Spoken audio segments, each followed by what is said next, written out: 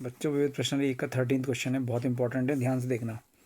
किसी प्रदत्त अरिक्त, अरिक्त का मतलब होता है जो सेट नल सेट ना हो, यानी कि उसमें कम से कम एक अवयव, एक एलिमेंट जरूर हो, तो वो कौन है? एक्स है। के लिए मान हमने क्या करना है, मान लेना है कि एक बाइनरी ऑपरेशन स्टार है और स्टार की जो मैपिंग हो रही है पी एक्स की पी एक्स है। पी एक्स क्या होता है? Power set of x. Power set का मतलब घात समुच्चय।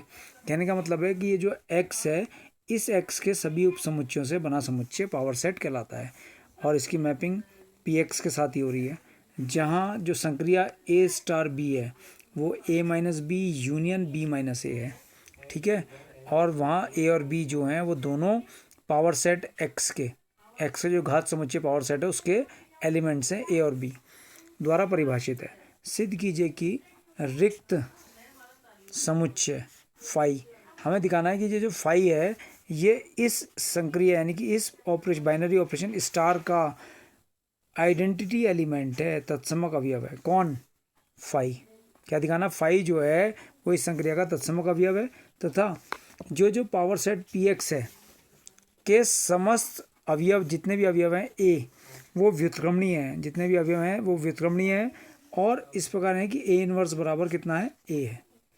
किस प्रकार है कि ए इनवर्स बराबर ए है, तो ए इनवर्स बराबर ए निकालना है। तो सबसे पहले हमने वो संक्रिया लिखी स्टार, उसकी मैपिंग हो रही है पी एक्स की पी एक्स के साथ कार्टेशियन प्रोडक्ट और मैपिंग पी एक्स से, यानी कि डोमेन जो है वो P x, Cartesian product P x है और कोडोमेन पी एक्स है। ए संक्रिया बी क्या है? A minus B union B minus A, और ए और बी जो हैं वो इस पी एक्स यानी कि इस डोमेन के एलिमेंट्स हैं। अब हमें तत्सक अवयव निकालना है, ठीक है। और क्या सिद्ध करना है? सिद्ध करना है कि फाई एक तत्समक अवयव है, तत्समक अवयव है संक्रिया के लिए, ठीक है। तो सबसे पहले हम तत्समक अवयव की डेफिनेशन पे चले जाते हैं। तो डेफिनेशन क्या होती है कि ए स्टार ई, अगर ए की इस ई के साथ संक्रिया करी जाए, ऑपरेशन करा जाए तो ए आएगा, या ई की संक्रिया ए के साथ करी जाए तो तब भी ए आएगा। तो हमें क्या दिखाना? फाई जो रिक्त समुच्चय है वो इस संक्रिया का क्या है? नल सेट, वो आइडेंटिटी एलिमेंट है। तो हमने मान लिया, माना एक सेट ए माना, ठीक है, और ये किसका अवयव है? पी एक्स का, ठीक है। तो अब इस ए की जगह हमने लिख लिया ए स्टार और फाई से हमें क्या मिलना चाहिए? ए मिलना चाहिए, और फाई स्टार ए से भी, इससे भी हमें क्या मिलना चाहिए? ए मिलना चाहिए। तो ये हमारा पूरा होना चाहिए। तो कैसे होगा पूरा? देखिए, चेक करते हैं ए स्टार फाई को। तो ए स्टार फाई क्या संक्रिया है ए स्टार बी की? ए स्टार बी बराबर है A minus B union B minus A. तो ये ए और ये बी, तो A minus B, A minus phi union B minus A, phi minus A, ठीक है। अब ए में से फाई के अवयव को हटा दो, तो फाई के पास तो कोई अवयव ही नहीं होते, वो तो नल सेट होता है, रिक्त समुच्चय होता है। तो ए में से किसी के भी अवयव नहीं हटे, तो ए में से फाई हटाने पर क्या बचा? ए यूनियन फाई में से, फाई का मतलब रिक्त समुच्चय, रिक्त समुच्चय में से ए के अवयवों को हटा दिया, अंतर करा, तो कौन बचा? फाई बचा, क्योंकि ए माइनस फाई ए आएगा और फाई माइनस ए कितना आएगा? फाई आएगा। तो यहाँ से अगर आप देख रहे हैं ए और यूनियन फाई, तो फाई के पास तो एलिमेंट्स है ही नहीं, तो जब ए और यू का यूनियन फाई करेंगे तो ए ही आएगा। तो इसका मतलब ए स्टार फाई बराबर ए आ गया। क्लियर? अब फाई स्टार ए देखते हैं, फाई का संक्रिया ए के साथ, वो भी क्या आनी चाहिए? ए आनी चाहिए। तो फाई की संक्रिया ए के साथ करी तो phi minus A union A minus phi, किसके अनुसार? जो हमारा ऑपरेशन है बाइनरी ऑपरेशन के अनुसार। तो फाई में से ए के अवयव हटा दिए तो क्या बचेगा? फाई, क्योंकि फाई के पास तो कोई अवयव ही नहीं है, और जब फाई के पास कोई अवयव है तो ए का अवयव हटा ही नहीं पाएंगे आप, यूनियन ए में से फाइव के अवयव हटा दिए तो फाइव के पास अवयव ही नहीं है तो ए ही बचा। वही ऊपर वाली कंडीशन सेम, ए माइनस फाइव बराबर 1, फाइव माइनस ए बराबर 5। अब फाइव और ए में यूनियन, तो इसके पास तो अवयव है ही नहीं, तो जब यूनियन करते हैं तो दोनों के एलिमेंट्स लेते हैं, तो किसके एलिमेंट्स आएंगे? केवल ए के। क्यों आएंगे? क्योंकि इसके पास तो कुछ है ही नहीं, क्योंकि फाइव यूनियन ए बराबर ए। तो यहाँ पर जो फाइव संक्रिया ए आई वो भी क्या आ गई? ए आ गई। तो इसलिए ए संक्रिया फाइव, ए ऑपरेशन फाइव करा ए आया, और फाइव ऑपरेशन ए करा उससे भी आया।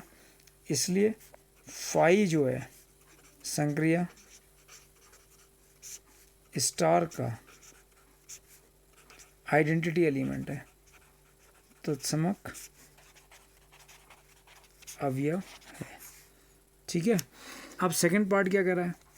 तथा पी एक्स के समस्त अवयव ए, पी एक्स में समस्त अवयव ए व्युत्क्रमणीय है इस प्रकार कि, किस प्रकार है कि ए इनवर्स बराबर ए, यानी कि ए इनवर्स बराबर ए दिखाना है। अब हमें क्या दिखाना है? ए इनवर्स बराबर ए।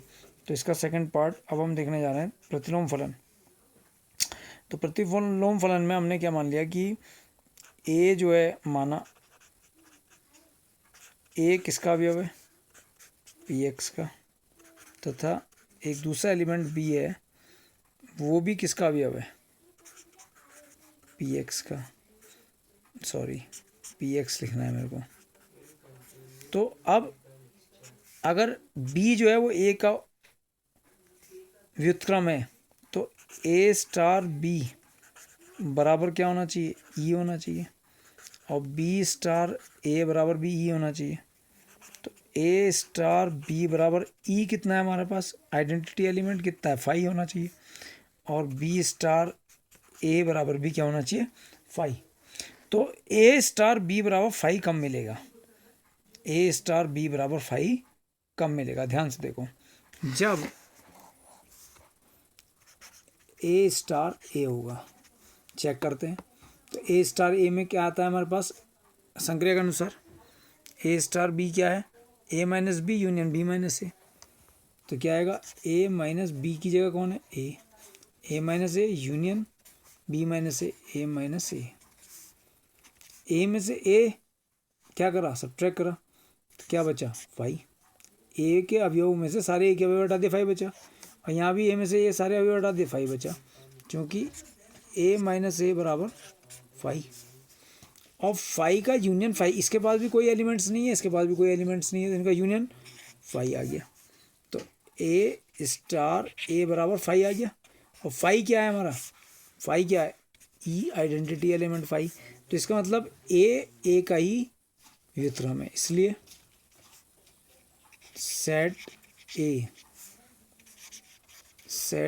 ए का व्युत्क्रम फलन है। इसका मतलब जो हम बी लेकर चले थे, इसका मतलब हम जो बी लेकर चले थे, A belongs to P X X A और B belongs to P X. तो जो ए और बी दोनों कैसे हैं? बराबर हैं। इसलिए जो ए बराबर बी, ए और बी दोनों कैसे हैं? बराबर हैं। इसलिए जो बी बराबर है वो ए इनवर्स है। ठीक है। या बी कौन है? ए के बराबर, इसलिए ए बराबर ए इनवर्स। ए बराबर कितना है? ए और बी बराबर है, तो बी किसके बराबर हो गया? बी ए का व्युत्क्रम हो गया। तो जब बी ए का व्युत्क्रम है तो बी बराबर ए इनवर्स, और बी किसके बराबर? ए के। तो ए ही ए का ए इनवर्स है, ए ही सेट ए का प्रतिलोम फलन है।